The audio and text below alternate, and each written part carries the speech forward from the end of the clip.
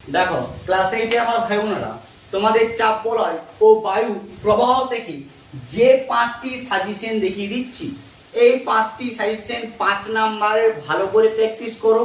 তার মধ্যে তোমাদের আরো কমন ধরে দুটি 5 নাম্বার দেখে দেব, সেই দুটি তোমরা যদি প্র্যাকটিস করে গেছো বাড়তি সাজেশনের প্রয়োজন নেই। ওই দুটোর মধ্যেই তোমরা পেয়ে যাবে 5 নাম্বারে তোমাদের একটি লিখতে দিবে, একদম 100% শিওর ওইটি তুমি লিখে আসবে, এটি গ্যারান্টি। আর তারপরে 3 নাম্বার যে সাজেশন দেখিয়ে দেব, সেই 3 নাম্বার সাজেশনগুলো মাত্র 3টি দেখিয়ে দেব, 3টির মধ্যে দুটি পড়বে 100% কমন, সেইগুলিও ভালো করে প্র্যাকটিস করো। তাই কোন প্রশ্নগুলি বেশি মারাত্মক ইম্পর্টেন্ট প্রশ্ন, সেই প্রশ্নগুলি দেখতে গেলে ভিডিওটি পুরো দেখতে হবে। ভিডিও শেষে অবশ্যই লাইক করে আর চ্যানেলটিতে নতুন হলে সাবস্ক্রাইব করতে ভুলো না। সাজেশনগুলি ভালো লাগলে বন্ধুকে অবশ্যই শেয়ার করে জানিয়ে দাও। দেখো প্রথম প্রশ্নটি হচ্ছে সবচেয়ে বেশি গুরুত্বপূর্ণ, সেটা হচ্ছে বায়ু চাপে তারতম্য কারণগুলি লেখো। মারাত্মক ইম্পর্টেন্ট প্রশ্ন, এই প্রশ্নটি তোমার আসার প্রায় 100% চান্স আছে। এটি তোমাদের VVI, ঠিক আছে, VVI দিলাম, ভেরি ইম্পর্টেন্ট, বা 3 স্টার তোমরা ধীর রাখতে পারো। দেখো অথবা 2 নম্বর দিয়ে তোমাদের চিত্র সহ পৃথিবীর বায়ু চাপ বলয়গুলি পরিচয় দাও। অথবা প্রশ্নটি তোমাদের কোনো সময় ঘুরিয়ে দিতে পারে, যেমন চিত্র সহ বিভিন্ন চাপ বলয় সৃষ্টির কারণ ব্যাখ্যা করো। ঠিক আছে, তোমাদের ফার্স্ট ইউনিট টেস্টে যেরকম সাজেশন কমন পুরো হুবহু মিলে গেছিল, সেকেন্ড ইউনিট টেস্টে প্রতিটা কমন, প্রতিটা অধ্যায়ে পুরো 100% কমন মিলে যাবে।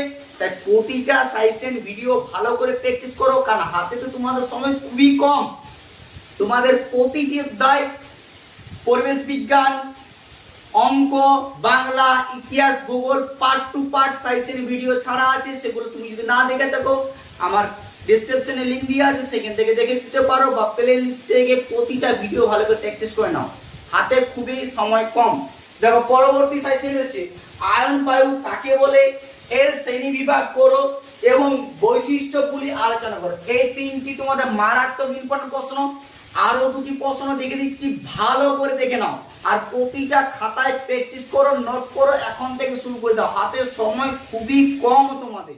দেখো এবার প্রশ্ন মান 4টি, যেটি মারাত্মক ইম্পর্টেন্ট প্রশ্ন, পৃথিবীর বায়ুচাপ বলয়গুলির সঙ্গে নিয়ত বায়ু প্রবাহের সম্পর্কে সংক্ষেপে ব্যাখ্যা করো। মান 5-এর প্রশ্ন, মারাত্মক ইম্পর্টেন্ট। এই প্রশ্নটি তোমাদের ঘুরিয়েও দিতে পারে, কেমন ভাবে দিতে পারে সেটা তোমাদের দেখে দিচ্ছি, দেখে নাও। পৃথিবীর বিভিন্ন বায়ু প্রবাহ চাপ বলয়ের সঙ্গে সম্পর্কিত কেন? এই প্রশ্ন দুটির মধ্যে ঘুরিয়ে দিবে, কিন্তু যে কোনো একটি পড়ার চান্স আছে, ঠিক আছে? তাই ভালো করে প্রতিটা প্রশ্ন লিখে নাও।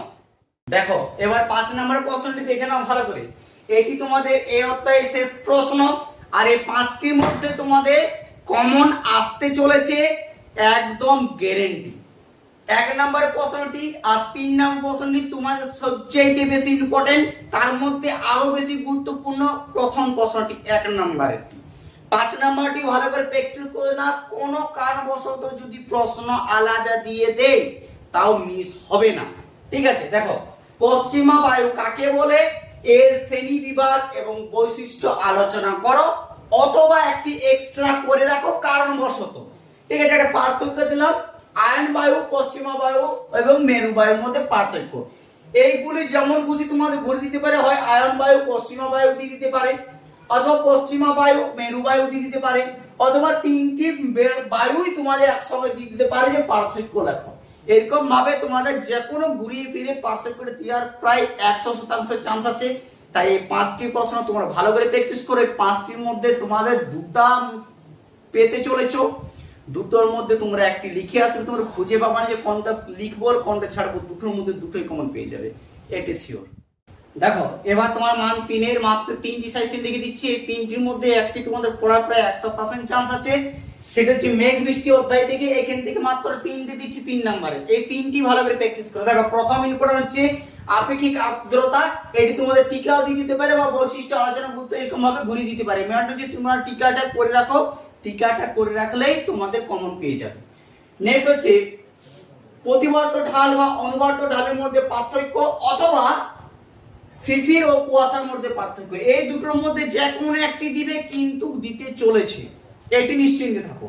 দেখো 3 নম্বর হচ্ছে কেবল পর্বত অনুবর্ত ঢালে কেন বৃষ্টির ছায় অঞ্চল সৃষ্টি হয়। এই প্রশ্নটিও বেশি মারাত্মক ইম্পর্টেন্ট প্রশ্ন। এই যে তিনটি তোমাদের দেখে দিলাম মেঘ বৃষ্টি অধ্যায় থেকে, এই মেঘ বৃষ্টি অধ্যায় থেকে তোমাদের 3 নম্বর প্রশ্ন আসতে চলেছে সেকেন্ড ইউনিট টেস্টে। তাই তিনটি ভালো করে প্র্যাকটিস করো, এই তিনটির মধ্যে তোমরা কমন পেয়ে যেতে চলেছো, একটি অন্তত পড়তে চলেছে, সেটি তোমার শিওর। দেখো অষ্টম শ্রেণী তোমাদের এই অধ্যায়টি লাস্ট অধ্যায়, ভূগোল বিষয়। এখান থেকে তোমাদের 3 নম্বরে যা পড়বে তার বাইরে পড়বে না। এখান থেকে তোমাদের মাত্র 4টি দেখে দিচ্ছি, 4টির মধ্যে তোমাদের দুটো কমন 100% শিওর। প্রতিটি প্রশ্ন ভালো করে তোমরা প্র্যাকটিস করে নাও আর লিখে নাও।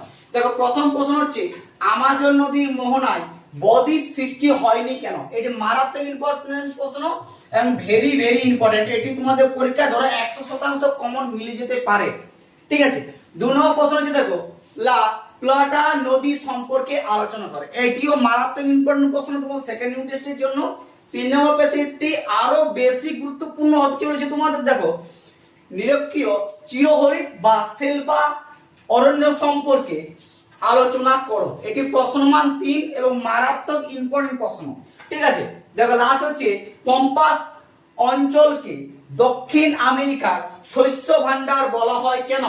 অথবা প্রশ্নটি এটি না দিয়ে তোমাদের এমনই প্রশ্ন দিতে পারে যে পম্পাস অঞ্চলে একটি টিকা লেখো, অথবা পম্পাস অঞ্চলে পশুপালনের যে চিরন্তরটি সেটি লেখো বা বৈশিষ্ট্য লেখো, বা পম্পাস অঞ্চলে ডেয়ারি শিল্পের কারণগুলি কেন গড়ে উঠেছিল। এরকম ভাবে তোমাদের পম্পাস অঞ্চল থেকে যে কোনো একটি বা দুটি প্রশ্ন তুলে ধরবে, সেটি তোমরা পেয়ে যাবে। আর ভিডিওটি সম্পূর্ণ যদি দেখা হয়ে যায় একটি লাইক করে দিও, আর বন্ধুদেরকে শেয়ার করে অবশ্যই জানিয়ে দাও।